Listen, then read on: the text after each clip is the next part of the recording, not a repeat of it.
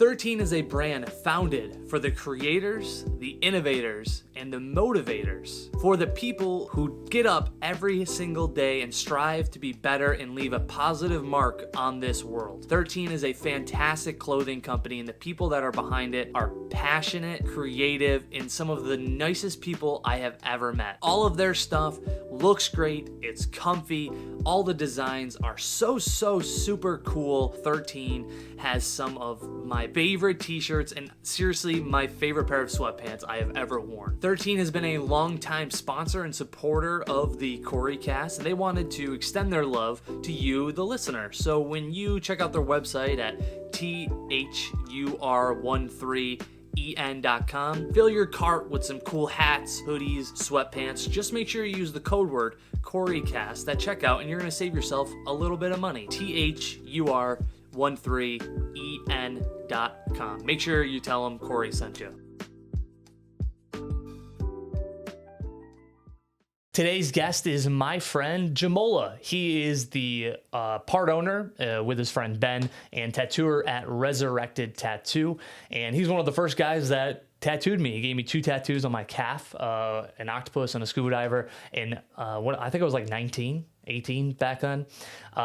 But I've stayed in touch with him just because I was so impressed with all of his artwork and his tattoos. I mean, the man is super talented and very creative.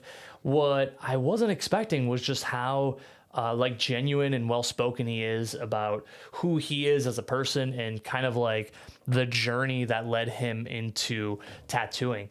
It seems like a really cool career, and it's also like kind of weird, like how do you get into tattooing? Like what kind of steps do you need to take? And Jemola's path into tattooing was really led by his heart, and I really appreciate that. He's always wanted to create art, but he found an avenue that really made him passionate, and you got to respect something like that. If you're listening to this episode on Spotify or iTunes, don't forget to subscribe to the show. This is a free thing that helps the podcast grow, and I couldn't do it without you listening at home. So thanks, no matter where you're listening, home, car, at work. I appreciate your time that you spend listening to this episode because I feel like you are going to be passionate about something in your life after you hear about how passionate Jemola is about tattooing. So I'll shut up now and I'll introduce my friend Jemola.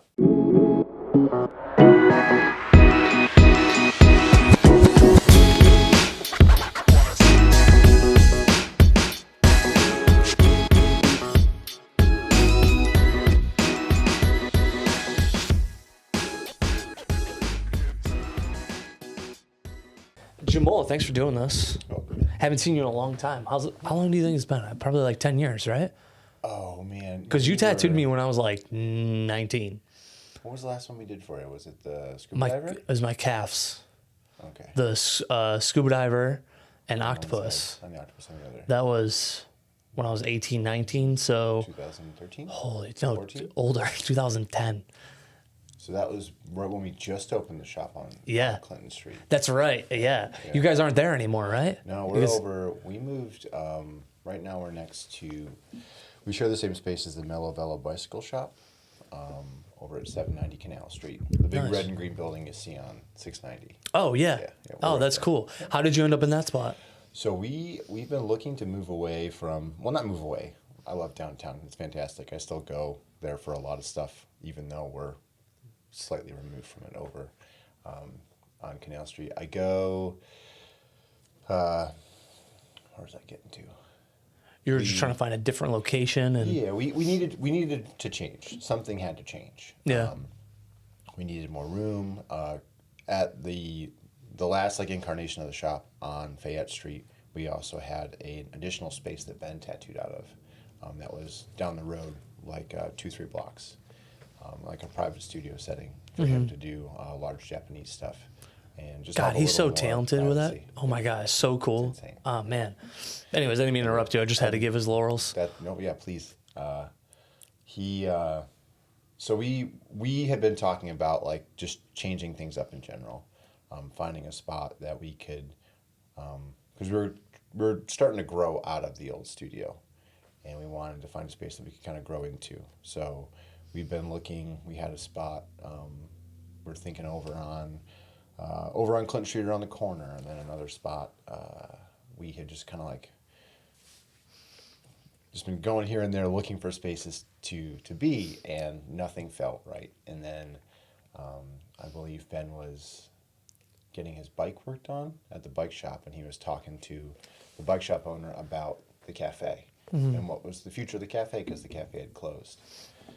And he said, we're looking for something, but nothing seems right for us. Yeah. And Ben said, how about the tattoo shop? And Steve said, come take a look at the space. If you like it, we can talk. That's cool. And it immediately just clicked. Like things happened very quickly for us to get in there. And When you checked the space out, did it just like feel right? Because it seems like it was like the other spots that you were looking at, you're just like, just something about it was off. Yeah. Yeah. A lot of it was like noise. Like certain like noises are very abrasive to me. Yeah. And every noise that was happening in there outside of the space we were in, I felt like, oh, this is something I'm happy with. I'm comfortable with. Like I like these noises. So There's no more like jackhammers outside immediately and all this other construction and all city life going on outside. Yeah, it's just far enough removed where it's a good place to create. Like I go in there early now, and I'll paint. I'll stay late and paint. I'll hang out. Sometimes I'll just go on a day off and just like be there for a minute because I just like being there. Yeah, so. That's cool. That I feel like there's not a lot of people who have a job where they get to like go in and like go in on their days off just because they enjoy it. Do you know what I mean? Yeah.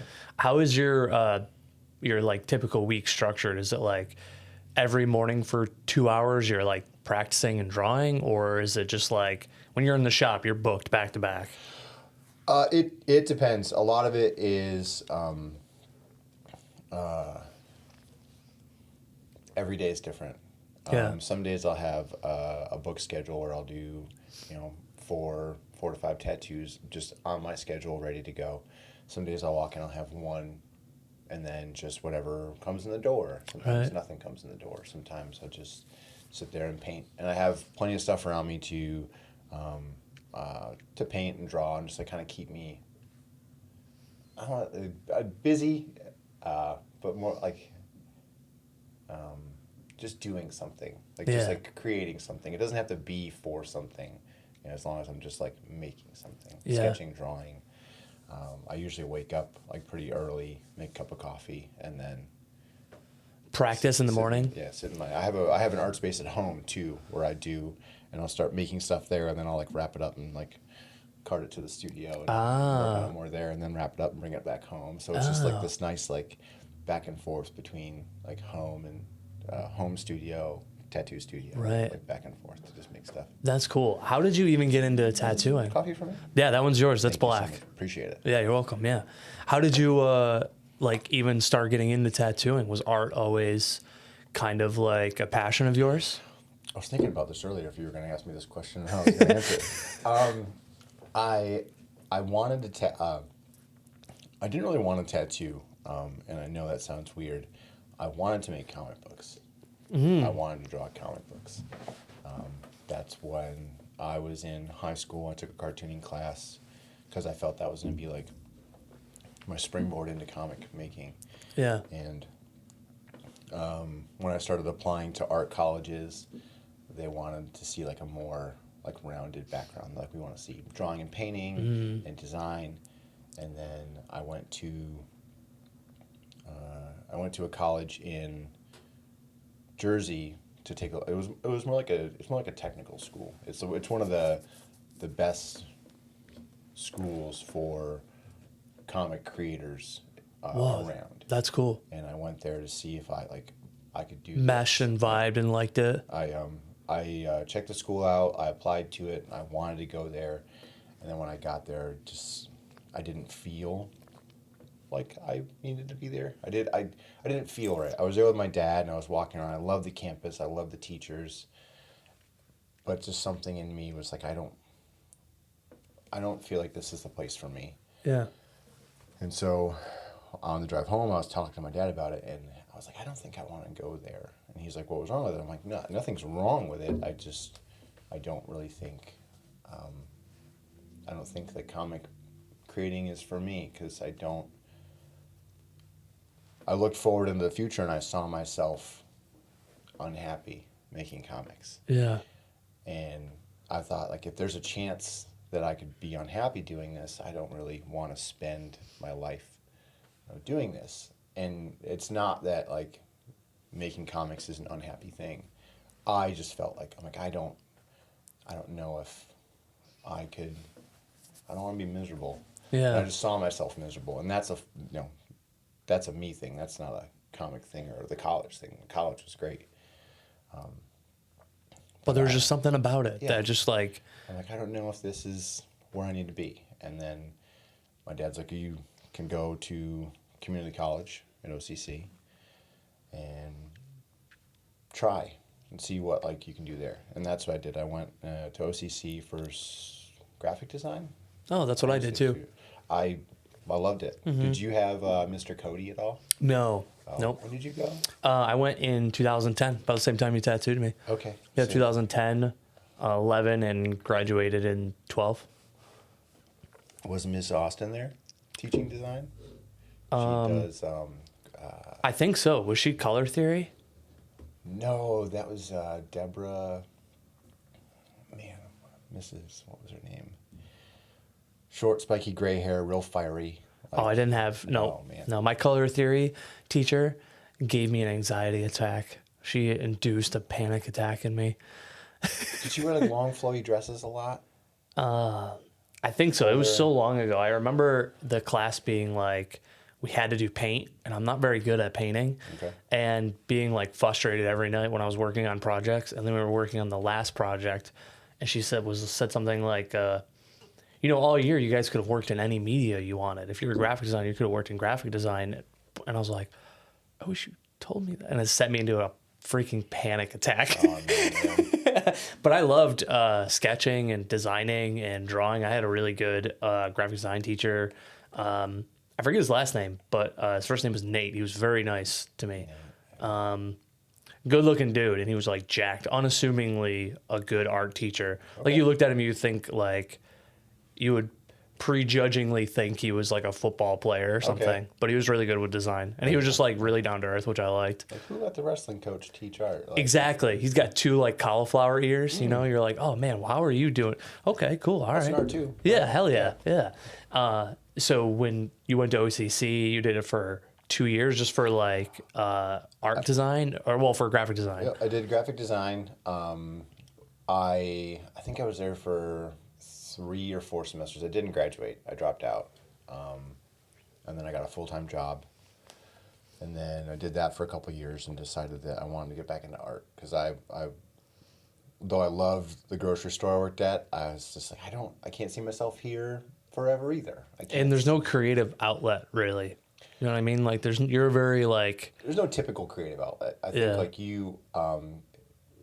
the people that I saw that were most successful at the grocery store, attitude-wise and just like, just in general, had found creative outlets in the confines of that environment. Right. So they were able to find something that allowed them that like type of freedom to be creative. Yeah. And they were the ones that I was like, oh, this person will probably. I look on their hat. I'm like, oh, you've been here for 15 years. Yeah. Like, you figured it out. Yeah. And that's what I want to figure that out, and I can't do it here. Yeah. So I went back to school in 2005. So yeah, 2001, 2002, my first stint at school, dropped out, removed myself from school. I dropped out. Yeah. But on my resume, if I ever have to apply anywhere, I'll just say I removed myself. And then I went back to school, and I took an amazing graphic design course. And the course was all based on like traditional techniques and tools, and just like doing everything by hand. And I loved it. It was I was taking a bunch of computer design courses, and I'm like, this is it. This is what I want to do. I want to work with my hands. I want to build and make stuff, like not just like create things. And nothing against creating things on a screen, but I was like, this is for me. Making things with my hand is for me. I want to paint. I want to draw. I want to like just this is it. Yeah. And then she said, "You're not going to use any of this in the future." And I was like, "What?" And she said, it's 2005. She goes, you're going to learn more things that are going to work better for you in your computer design courses. Like these techniques are good to know, and they're good to have in your back pocket. But to be successful in graphic designing from here on out, you need gotta learn to the focus computer on side. computer Yeah. design. And I said, what is that? What do you mean? She said, you're probably going to be sitting in an office in a cubicle staring at a computer screen or some sort of design studio like that, looking at a computer screen. Bro, that's what made me run away from when I got my 2-year degree. I was like, I saw myself sitting at the cubicle all day. And it's like, there's people who do that, and bravo to them. But I felt like if I went into a career like that, I was going to be handcuffed to a desk 9 to 5. And I'm like, that's just not who I am. That's not my best version of myself. That's cool that you caught it on, like, and she had that real talk with you, you know what I mean? To kind of prep you for the future, you know? she was smiling and like she was, I wish I could remember her name. I can't. I know exactly what she looks like, and I believe there's a handful of things that she told us she designed all over the city of Syracuse, like sign-wise. So when I drive by them and I see, I'm like, oh, I know who designed it. Yeah, I know that's who did cool. that logo. Yeah. And that was when I was like, I can't, that coupled with another class, I was talking to another kid, and he was like, I can't wait to graduate and be an artist. I'm like, dude, you are an artist. Like, you're super talented and you're amazing. And he goes, but you can't get anywhere without a degree. And I need this degree. And I didn't feel that way. I was like, I don't, I can't sit in a, sorry for the, It's okay. I had a little bagel. Me earlier. too. That's all right. And I was like, I can't do this. I have to walk away from school. And then I left school, and had just gotten my first tattoo. And while getting tattooed, I just felt, I was like, I think I'd like to do this. I think I'd like to, I had talked about it with my dad years prior, before getting into college the first time, about tattooing, and he was just like, yeah, we'll think about it. Figure it out. It's not that he was like in control of my life, but I think He's like, are you sure this is what you want to do? yeah, a lot of people's perceptions of tattooing and tattooers are from, like, they're like, oh, that's for bikers and for like, degenerates Felons. and, yeah. Yeah. And it's totally not that. No. And it hasn't been like that for a very long time. It's definitely an underground, like alternative, like lifestyle and career. Yeah. But there are, tattooers have families. They have lives. They have Yeah. other businesses. They have, plenty of opportunities that people would be like, oh, I didn't know. I didn't realize like Yeah. tattooing could do that. And that's when I was like, I want to be a tattooer. I want a tattoo, whatever it takes to be a tattooer. And I got tattooed a handful of times. I would ask like, I was like, I'm that kid. I was that kid back then that I see now. That's like, I want to be a tattooer, and I'm like, of course you do. And they do, and I can't discount that feeling in them because I had it in me. And I know that the person that was tattooing me was probably just like, this kid, no thanks. Yeah. And then I got a career. Well, not got a career. Was it like an apprenticeship? Is that usually how it works? Yeah. Yeah, I started working there. Someone I worked with at the grocery store, they got tattooed by them, and their husband got tattooed by this gentleman out in near Syracuse, and he was always looking for people to teach to tattoo. And I thought, this is it. This is my shot. So they contacted him, and he was like, yeah, bring the kid in. So I went in with my portfolio from art school. I was just like, I'm just bringing in this giant portfolio full of stuff. And I'm like, I don't know what this guy wants to look at. Right. He looked at all my stuff. He's like, yeah, you're good enough. We can start you. And he's like, when do you want to start?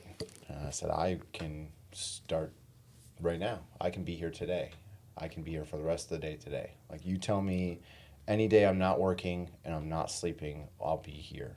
Yeah. And that's pretty much just what I did for the next 2 years. So you're juggling the grocery job while making the transition into tattooing? Mm-hmm. That's cool. Yeah, and like a couple like part-time side jobs here and there, just like graphic design jobs, whatever I could do to make extra money to make sure that I could keep my apartment where I lived and gas money back and forth and be fed to just kind of just still make ends meet. Yeah, right. Because when you're apprenticing, I can't imagine there's much money coming in. You're probably at the shop just practicing or taking people's info, and yeah, you don't really get paid to do it. You just they're paying you in knowledge. Mm-hmm. You know, is what most people will say. We're paying you with the future possibility of being a tattooer. And sometimes that just means they want free labor out of you. Mm-hmm. But, yeah, right.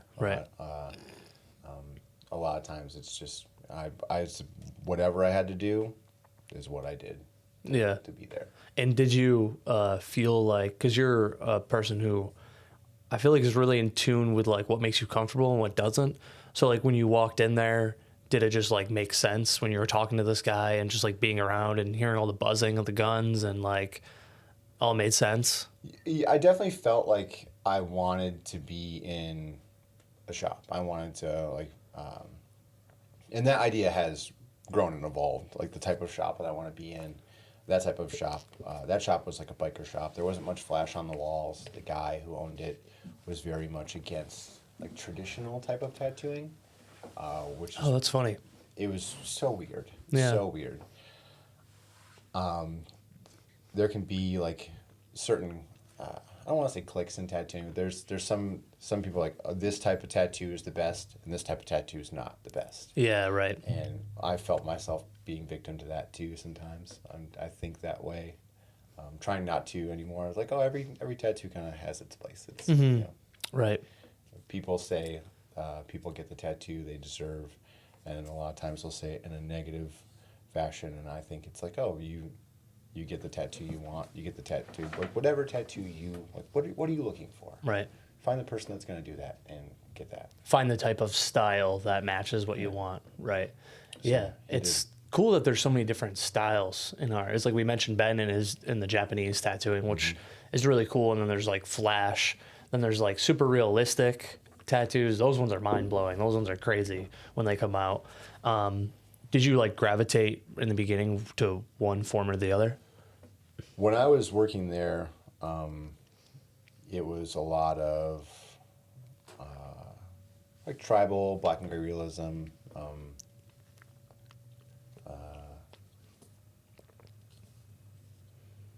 Not a lot of traditional imagery, stuff like that. And I knew I eventually wanted to tattoo the things that I drew, the things that I draw, which is comic art, comic illustration-based stuff. So anything that I could use the tools that I had from graphic design and illustration to make like art, that's what I wanted to do eventually. Yeah. And more recently, I've been able to do that within the past like 5 to 10 years, which is like with the high fantasy stuff, the sci-fi tattoos. Yeah, dude, that stuff looks so cool. Thanks, man. Yeah, it looks so cool. I don't ever see like tattoo art like that. I think that's why I think it's so cool. But I'm also not entrenched in that world, so maybe you're like, oh no, it's all over the place. I could definitely show you like so many people that I draw inspiration from every day. Oh yeah, there you go. That are in the art, well, not just the the traditional art world and then like the tattoo world. Those two worlds are intermingled, but for most people, it's easy to say like the non-tattoo world. Then there's tattooers that are taking stuff, like ideas and like art styles that are from the illustration world, and they're just like throwing in a tattooing. and it's so. I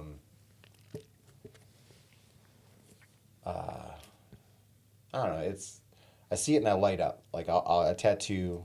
But most of us experience on our phone screens or tablet screens now. I'll be running through like my daily. Like I got to check this person's stuff out and this person's stuff. And I'll see something that one of my like one of the people I'm inspired by like makes, and I just like light up and I want to show everyone I work with. I'm like, oh, check this out. Did you see this tattoo? We have different groups and chats and stuff through Instagram, and I'm like, did you check this tattoo out that this person did? Did you see this? Isn't this like, oh my God, this is so ridiculous. Like, how do they do this? And I'm like, well, how do they get that line weight? Like, how do they, like the saturation on this is crazy. What color is this? Did they mix this? I love that. Where are they getting this stuff? Yeah. And I get so excited about it. That's cool. It's awesome. At what point when you were like apprenticing, then you made the switch to going like a full-time tattooer, right? How did you know when to make that jump and like leave the grocery store? The guy that was teaching me said, you need to quit your job. And He just straight up told you? Yeah. Yeah. So you need to quit your job. And I went, why? And he goes, because the time you're spending at your other job, you could be spending here. And I was like, I don't know if I could make that jump financially. And he said, you have to decide what you want to do. And I thought for a moment that he might be like, if you don't quit your job, you're out of here. Yeah. And I was like, whatever it takes to keep this job. Yeah. So I did. I put in my 2 weeks notice, and I just did what I went had full-fledged. to make it work. Wow, that's cool. Because I needed to be there on the weekends. We were there from, shop opened up at 2 p.m. I was there at noon, 6 days a week, from noon to midnight. Wow. Yeah. Holy cow, those are long For days. the first, like year and a half. Mm-hmm. Those long days. But you're just trying to make it work, man. Whatever I had to do to keep that job. Yeah, So I can respect that. And how long were you doing that until you opened up Resurrected? I didn't open up Resurrected. Oh, you didn't? No, I started working there in like December of 2008. So started tattooing in 2006. Like the end of 2008. 2008? End of 2007, beginning of 2008. I left to go work at Resurrected. Ernie, who used to own it, offered me a job there. So it was funny. I went to go ask him for a job. Yeah. I was going to ask him if I could work there. I went to buy a tattoo machine that he was building for me with every intention of asking him to. I was like, I want to work here. Can you give me a job? Or give me a job. But I wasn't that forward back then.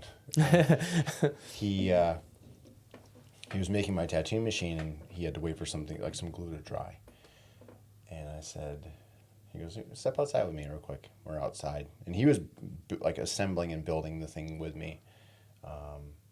And we stepped outside, and he's just like, have you ever thought about working here? And I said, yeah, I could see myself working here. You're like, exactly what I want to talk to you about. Play it cool. And he said, well, we're going to have an open space at the end of the year, probably around December. Do you want a job here? And I said, I'd love to work here. I can start in December. And he said, that's great. We started chit-chatting back and forth, and I said, you just saved me a whole headache. And he goes, why? I go, I was going to try to find a way to ask you for a job before I left here today. How funny is that? And then you offered, you said, hey, come work here. So I was like, this works out. This is perfect. Yeah. And then a couple years later, he came to me and he said, I'm going to be moving out of town, and I don't know if I want to keep the studio. Do you want it? So I bought the studio off of him. And then How many years was that after you joined? 2010 or 11. Oh, so yeah, a couple of years. Yeah, it wasn't very long. And I didn't really want to, I wasn't sure if I wanted to be an owner. I thought, like, I don't know if I have the skills to be an owner or the mindset to be an owner. I really just want to be a guy that makes tattoos. And I thought, what a great way to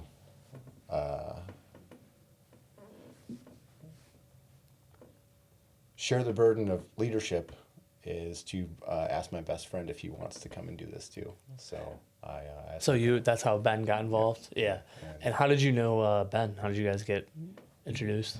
We got introduced through some mutual friends. I don't remember when, but someone was like, oh, Ben's a tattooer too. And so we started talking back and forth, and I was actually, this is a little embarrassing, but I was talking shit about Ben to his face, not knowing that I was talking shit about him. Can I curse on here? Yeah, absolutely. Yeah. Just making sure. I was like, I can Yeah, tell for sure. if we need to edit it out like bleeps or. And I was saying these things to him about this other artist, and he was like, oh, I've never heard that about that guy. And I was like, yeah, this, and this. And he's like, that's me. And I went, oh, no. And he said, yeah, do you still feel that way? And I went, I'm so sorry. He goes, okay, cool. And he forgave me. I was just like, I'm such an asshole. I'm an idiot. It was a lesson for you, right? Yeah. And it was, I was trying to be someone I wasn't in that moment. And he basically like told me like, no, what you're saying isn't true. But he put it on me. He's like, do you still feel that way? And I went, I'm so sorry, man. No, I don't. And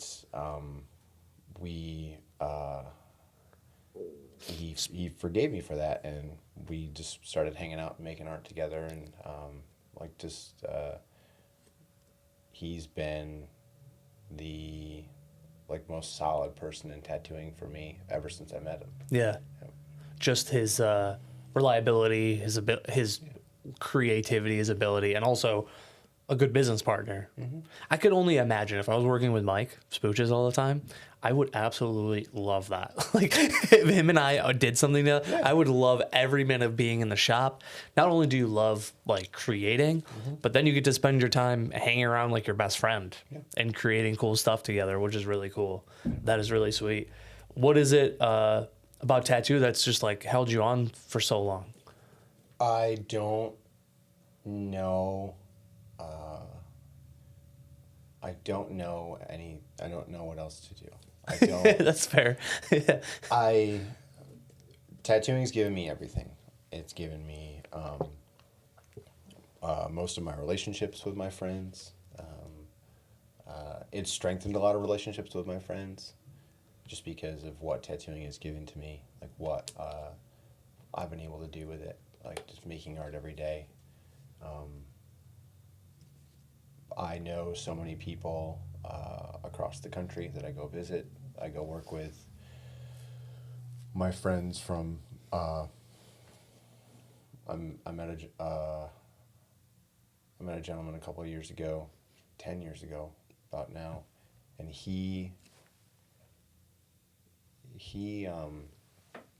we just call each other randomly. I'll be driving to work or hanging out at the shop, and I'll just get a phone call from him, or I'll call him, and we'll sit in FaceTime and just talk back and forth. And is he a tattooer? He's another tattooer. Yeah. And he'll just call me and ask me how I'm doing. Yeah. And usually it's funny because I'll be feeling a certain way. I'm like, oh, I'll either be nostalgic, or I'll pull something out and like a piece of artwork, and look at it and oh, I remember where I was when I did this, and then all of a sudden he'll call, or it might happen right around that time. Or The timing's funny, huh? It's so strange. And is serendipitous the right word? Is Yeah. that like, okay. Yeah. 'Cause it feels like that's the right word. And him and a handful of other friends, we'll call each other back and forth. Yeah. And that's one thing that's like really It's kept cool. me. Yeah, it's given you like really cool friendships and like connections. It's funny sometimes when you think about people and you get that phone call, you're like, man, that's so weird. And if you asked me when you tattooed me in 2010, if I believed in that shit, I would have been like, nope, don't care. That's not true. None of that. But then sometimes when you're older, it's just like, Frank is a good friend of mine. He's a mentor. When I was deciding if I wanted to take this management job, he was a lot of help. And I was just calling him, trying to pick his brain. How do I figure out if this is something that I want to do? And then like a month would pass by, and I was like, damn, I haven't seen Frank in a while. I wonder how he's doing. And then literally he called me like that day just to check in and see how things were going. I was like, damn, the world is weird sometimes. It's like, it's weird how maybe coincidence because I was just talking to him. Maybe it was just my head, but it's just so funny how it seems very serendipitous that you're thinking about Frank and, hey, wow, Frank's calling me. What's up? I'm just thinking about you. How strange is that? And it's cool that like the career has given you so many like cool friendships and like different like would say like even like mentors, like because in that space I would imagine everybody's learning from everybody, you know, and like different techniques and stuff. So it's cool that you get to be around like so many different creative minds on a daily basis. That's got to do something for your serotonin, huh? Oh, dude, it's I just got real excited just thinking about my friends because I'm going to see them. My buddy from Massachusetts, they do a convention, like a mini convention. Him and his friend joined forces, and they have a very large studio, like a 3,000 square foot studio in Hyannis. Dang. It's huge. Yeah. You could basically at one time we were tattooing there last year, and I said to myself, it's going to be easier for me to leave out this back door and go use the coffee shop next door's bathroom than for me to try and use the bathroom on the other side, because It's such a far it's walk. such a little bit of a walk, and there was it was packed full of people. Yeah. So I'd have to wade through like a sea of people to get to the restroom. Yeah. And I was like, I'm just going to sneak out the back here and go to the coffee shop. So that's why I use their facilities. That's hilarious. And bought a coffee as well. So it's like a 3-day event, tattooing all day. I think last year we started at like 11 o'clock in the morning, and most days we didn't finish till 10, 11 o'clock Whoa. at night. So, And you're just doing tattoo, 3 days straight. Yep. Is it just like all appointments, walk-ins, like a mix? mix of both. Yeah. The people that he has his crew up there that handle like kind of like wrangling people and getting them in. They do a real good job of like setting you up with like, here's your next one, like do you want to do this? It's very you're not really forced into doing anything, but they know every artist that's there and what Their strength is and how they work with people. And they're like, oh, this person, I feel like you'll do well with this person. You'll do well with this person. And they like the filtering system that they use to get people to where they need to be it's perfect. Like I've met, I was there tattooing and someone was going to get tattooed by someone else. And not like for any reason. They just said, I want to get this tattoo, or I was thinking about getting tattooed by so-and-so. And they said, here's my idea. And it was 2 people together. The person, they wanted like a buff, sexy like merman. And the person before them, their friend, they wanted something else, and the kind of person was like, oh, I'll set you up with Jemola. And then the guy goes, I want like a buff, a sexy merman. And she goes, hold on one second. Unfortunately, I don't think you should get tattooed by Jemola. I think you should get tattooed by Jemola. Let me have you meet him, and you can talk. And I came up, and she's like, he wants to get a buff, sexy merman. And I went, awesome, I'll be right back. I ran back, drew something up real quick, brought it out. I'm like, this is what you want? And he went, that's perfect. And I went, great. And I came back to like refine it and finish up and get set and ready for the tattoo. And she comes back. Her name is Sunmi. She runs the show up there. She goes, I figured he'd want to get tattooed by you and you'd want to tattoo him. I'm like, yeah, this is perfect. Perfect fit. Yeah, and they just know everyone's strengths and weaknesses, and I don't want to say weaknesses. Yeah, I could say weaknesses. Their abilities, right? Yeah, like their style. Yeah. Right. And what they Gravitate what towards. their bliss is. Like Yeah. what they like. Oh, what's gonna light what's gonna light up your day, and what's something that you're extremely capable of, and I know that I can lean on you to do this. Because sometimes that happens in tattooing too. You get something that you're just like, someone's like, hey, can you do this? And I say, yeah, I can do this. And they're like, well, as difficult as it has to be, I'll just take it. I'll do it, and it's gonna be a delight either way. Great. Yeah. And I remember, I don't know why this stuck in my head, and I don't know if this is still true, but when you tattooed me and I came into the appointment, you were like, yeah, I'm just finishing up the line design. I'll be right back. And within like 5 minutes, I saw you were like sketching and you put it on paper. And I was like, oh, dang, you just finished it? And you were like, yeah, I just work a lot better under pressure.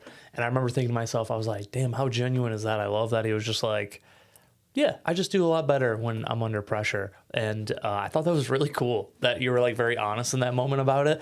And I was like, it's okay to be under pressure and produce better results that way, and knowing how you creatively function better. Because I'm just always like in the mindset where like, I got to be prepared, got to do this right now, got to get situated for this meeting in a week. I got to make sure. But then sometimes I feel like when I let that go and I'm just like, all right, I got a meeting Tuesday, let's do the presentation Monday night, because I know I got to boogie and jam something good out. And I feel like I do better when I'm under pressure that way too. And I don't know what it is, but I remember you saying that to me, and I was always like, damn, I loved how genuine you were in the moment where you're just like, yeah, this is what I did, and it's a little last minute, but I think I produced my best work under pressure. I was like, damn, all right, cool, sick, all right, I love that. I don't do that too much anymore, unless I like, because I've found out that I was using, I started falling into that trap more and more, and just being like, oh, I can get out of this, I'm fine. And then I started using that excuse to myself as a justification for procrastinating a lot, which I do a ton. And we're human. I do too. I've been recently like trying to set myself up for better like future results. Yeah. And I'll if I have a tattoo on Tuesday, I'll start planning for it before the weekend. Yeah. I'll sit down and I'll wake up early, and I'll go into my art room at home, and I'll pull up my schedule. What do I have going on? Pull up my emails, and I'll just throw a couple sketches down. Or the day before, I'll wake up, and it's still kind of last minute, but at least I'm getting something out there so that I can. You got the rough draft ready to go. Yeah. Yeah. That way I don't have to rely so much on my ability to just kind of like juggle a million things at once. I can, and then just be like, well, that's the best I can do. And I think to myself, well, no, this is the best I can do, or this is the best I can do, and then just be happy with what I've done. Mm-hmm. What is you probably answered this question indirectly earlier, but what's your favorite part about tattooing? What is it that you love so much? Oh man, that is a kind of a loaded question. People. I know I couldn't do it without people. I couldn't do it without customers, right? Yeah. The other tattooers I work with, the clients I have, getting to be a part of someone's like life for a brief moment, getting to be an integral part of someone's life for a brief moment. And for the rest of their life. Yeah. Because you got a tattoo. You tattooed them. Like that's in my life too. It's awesome. And then making art. Like I tell myself a lot, and I tell my partner Kate, my wife, a lot. I'm doing this stuff that like 14-year-old me was drawing. Like I'm like going through comic books and magazines and drawing sci-fi stuff, and as an adult, I get to do this every day. Yeah. And I never thought, like, I thought and I wanted to. And now I'm like, oh, you're doing it. Mm-hmm. You know, it's not And comic books. art's a scary like career to get into too, because it's like I remember an art teacher telling me at OCC, like, you better have a backup plan because you aren't going to make any money when you get out of college when you're just trying to sell your art. It's very hard to make a name for yourself unless you're going into something like graphic design where there's salary jobs and stuff like that. And I don't think I ever really gave credit to like the artists who are like, nothing going on. I just like to make pottery, you know what I mean? And like make a living out of that. It's really cool that some people can find their niche and eventually lead to a career that they're like passionate about, you know? Seems like your whole life you kind of like, you like stumbled into tattooing. It was like one pathway wanted you to go to comic books, but you still found that like way to have that creative outlet and you kind of shifted a little bit. What piece of advice would you give somebody who's like trying to get into tattooing? Get tattooed. I didn't do that a lot in my early career. I've been making up for it now by getting tattooed as much as I can now. I got 1 or 2 tattoos and then I was like, I can do this. I jumped right in and I was lucky. I was super lucky and very fortunate. And I didn't get a lot of tattoos for a couple of years. The guy that I was working for was like, don't get tattooed by the people. Get tattooed by yourself because, like, in your own eyes, you should be the best tattooer you are. And I was like, tattoo yourself. Damn, that's a badass move. Yeah. A lot of people, I know tattooers that, like, whenever they build a new tattoo machine or they make a new they mix like a new bottle of pigment, they'll try it out on themselves first to make sure they like it. Yeah, that's cool. I've got friends that have like little like artist patches and stuff all over their like legs and knees. Like, I'm just gonna run a line, see how this works, and get all the dang the gremlins out of it before I give it to someone else. Yeah, right. So I would say get tattooed and paint and draw. Like painting and drawing, Is there one type of painting that works better than the other, like watercolor or oil or? For tattooing, watercolor and ink. I usually use a lot of ink or liquid acrylic based stuff. Mm-hmm.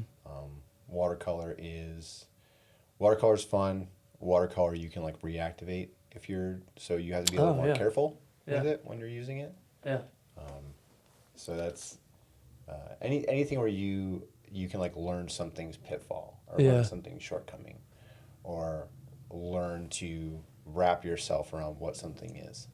You know, when I paint with gouache, it's different than when I paint with liquid acrylic, and then when I paint with ink or when I'm just using color pencil on paper. You know, and you have to like figure out like what medium works best for what I want to do. Like, what do I want to make? What do I like? For me, I'm like, how am I gonna have fun with this? Yeah. What's gonna be the most fun for me today? Is that how you like start a project? You're like, what can I make that's gonna be the most fun?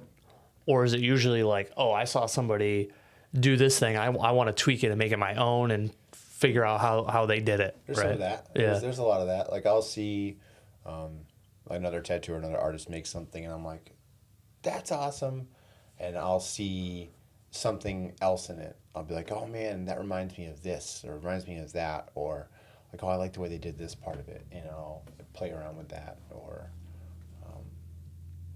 just kind of like whatever part of it made my mind explode. I'm like, oh man, how they get this or how they do that, or what are they using, and just try and figure that out. You know, try and figure out like, I don't know, a lot of it's fun. I'm like, I'm just gonna have fun. I'm just gonna goof around. You probably spend so much time. I would love to see how much time you spend drawing throughout a given week. I would imagine that's like 40 hours, and then tattooing's like another 40 hours. Like, you know what I mean? Like, I bet you spend a lot of time drawing and creating. Probably not that extreme, but it's a good portion of it. Yeah. been trying to spend less time like scrolling on my phone. Yeah. I was visiting a friend in North Carolina, and the gentleman that owned the shop he worked in. He's an older tattooer. I don't think he tattoos anymore. I believe he has since stepped back from tattooing, but he still owns a studio, and he owns one of the largest collections of like tattoo art that I've ever seen. Whoa. Wealth of knowledge. He does seminars. Chuck Eldridge, great man. He owns the Tattoo Archive in Winston-Salem, North Carolina. And I was talking to him about one of my favorite tattooers is this guy Greg Irons, and he knew Greg, and he has a collection of some of Greg's stuff, and so he like let me kind of like look at a lot of the things around the shop that Greg had made, and I was just like blown away by all of it, and I was like, how did he make all this? And Chuck looked at me and said he didn't have one of those. He pointed at my phone. He's like, he didn't have one of those. And he spent, when he wasn't tattooing, he was drawing and painting and making art. Yeah. And he was making art for tattooing. He was making art for graphic design. He still did freelance stuff even when he was tattooing. Stuff for t-shirt companies, people that just needed something small illustrated for the Yellow Pages for an ad. Right. He did. Wow, that's so cool. Posters and stuff for bands. And Chuck's like he didn't. When he was at the studio, if he wasn't tattooing, he was still making drawing stuff. Yeah. That's work. That's work time. And practicing and sharpening that tool. Yeah. Right. You can spend time, like time at work is time for work. Mm-hmm. So when you're at work, you work. Mm-hmm. Even if you don't have something to work on, you find something to work for. So that's what he was doing. And when he said that, my friend was about ready to start a tattoo, and I said, Chuck, can I sit here and draw? He goes, so you can do it. And of course. And he pulled up a little table for me. Yeah. I pulled some of my art supplies out of my backpack, and I started drawing. And because that inspired me, I was like, yeah, I can just like do this anywhere. Or when I'm sitting at work and I'll be done with a tattoo and I pull out my phone, I'm like, what are you doing? Try and put it away. I've since put timers on a good portion of my like applications on my That's phone. A good move. So I got to do that. It's like, I think I have a combined like an hour for YouTube and Instagram. Yeah. So I try to do anything where I need to put stuff up on Instagram. I do it via my tablet because that doesn't have a limit on it. My tablet's not in my back pocket, so I don't have it with me all the time. You got to pull it out of the thing and do a whole thing with it. And I try and leave it in my car too, or in my truck, like when I go someplace. If I don't need my phone on me, I'm just like this morning when I was grabbing a bagel. I'm like, I'm gonna have to sit and wait for this bagel, but I'll just leave my phone in my truck and I'll eat it. And so it just sat in my truck, and I'm just sitting at Bagelicious in Bay Area Plaza, and I'm like, oh, this place has changed a bit since I've been here last. Like, that's new, and I wouldn't have noticed any of that if I was just like, I turned off all notifications. The only notifications I get is text message, phone call, and my work email. I have Gmail is like my personal email, and then I have Outlook. So it's only Outlook. I don't even get any notifications for Gmail. I turn everything off, and that helped. But I still find myself in moments like that where I'm like, doctor's office, waiting in line to get a bagel, like I'm like doom scrolling constantly. Mm-hmm. And I've noticed that like the more time I spend on it, the worse quality my headspace is that day.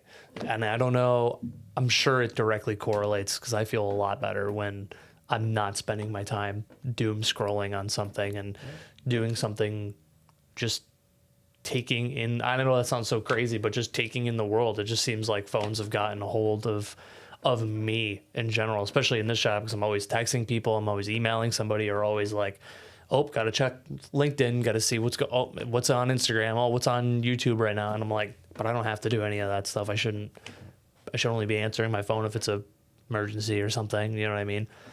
And it's hard. It's a hard practice, especially when the phone has a iron death grip around your neck.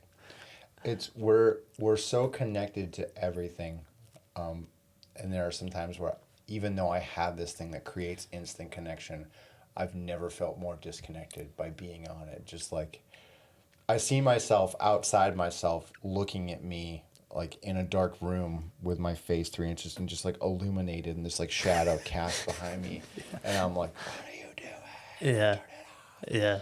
And like the worst is when I'm sitting there watching television and I'm just like commercial pops up, so I'm like on my phone, I'm like, why do I have to do this? Yeah. Becomes a habitual like thing you do every time. You have to be connected. Like there's something out there I can be consuming. Yeah. And I'm like, there's something out here I can be consuming. Like this is all for consumption too, and there's probably much more quality in a product for consumption that this natural world has created than anything I can access. Yeah. Because something that someone is putting up, a good portion of it is they've accessed it from their reality, or from someone else's reality, and it's been like 10 times removed. But like it's out there. You ever It's not in see here. the movie They Live? Yeah. Roddy Piper. That's what it like reminds me of, is like when I'm like at a stoplight and I see like the person next to me is like checking their phone, and then I look in my rear mirror and they're also like, I see them like checking their phone, and I'm like, damn, this is literally feels like like the movie They Live. I feel like I need my glasses on, and I'm just as bad. I don't make this feel like I'm sitting on this high throw. Like I am very guilty of doing all the same practices, but it's funny as like when you try to make that a routine, and then you start like getting a little more comfortable away from your phone, and then you see everybody else and you're like, wow, it really had a grip on me, didn't it? Holy cow. Yeah. And it's just I don't know, just convenience sake. So like you said, like we are more connected than ever, but yeah, in a sense, like farther away, if that makes sense. It's very interesting. What is the future of Resurrected? Just keep on doing what you're doing, just plugging away. Yeah, just making good tattoos. I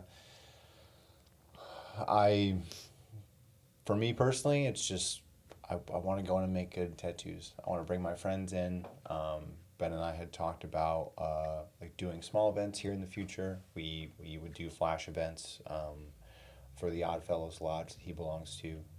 Oh yeah, that's right. I forgot about that group there. Trying to do that again, and then also bring some of our friends in to help out for it too. Maybe do like a couple day event. We had talked about bringing our Chuck out he came out in 2019 and did a talk at the studio about historical tattoo shop. That's fronts. Cool. Yeah.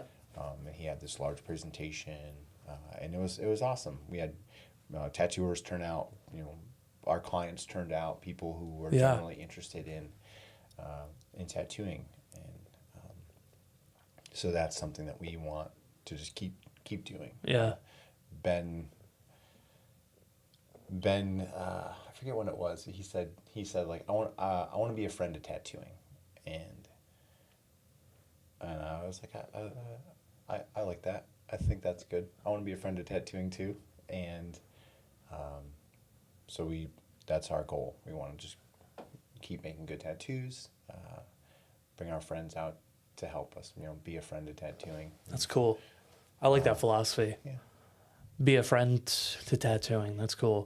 'Cause you be a friend to a lot of, like, even whatever career you're in. I feel like there's some people who might be stuck in a 9-to-5 that maybe don't want to make friends with that, but they can make friends with whatever hobby they're in, and provide value. You're providing like value to the community, not only just by tattooing, but just bringing him in, and that's something that I've tried to like focus on, is like, how can I bring value to different people rather than just like, hey, look at this house I sold. Hey, look at this house I listed. Like, no one really cares about that, right? Like, what can I do of value to the community? I like I'm going to change my motto to, I want to be a friend to real estate. I like that. That's a really cool way to look at it.